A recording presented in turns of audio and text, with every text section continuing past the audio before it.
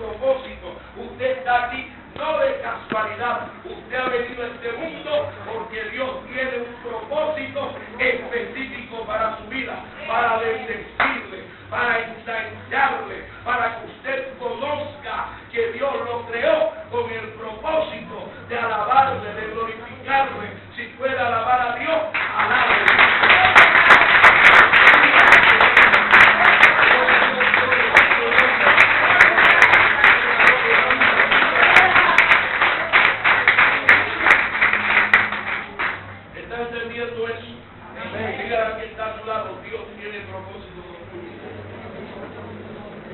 Aleluya. Hay gente que anda por ahí despropositada, sin propósito. Hay gente que uno le pregunta, ¿y para qué tú viniste a esta tierra?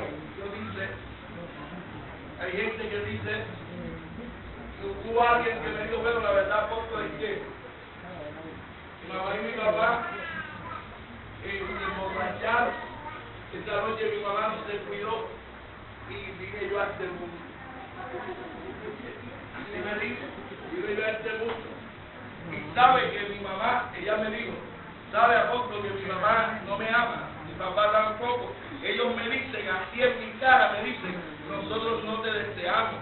Tú viniste al mundo, no sabemos que por un descuido. Y yo le dije, mira, tus padres te mienten. ¿Sabes por qué? Porque Dios permitió que se emborrachara para que tú vinieras a oír.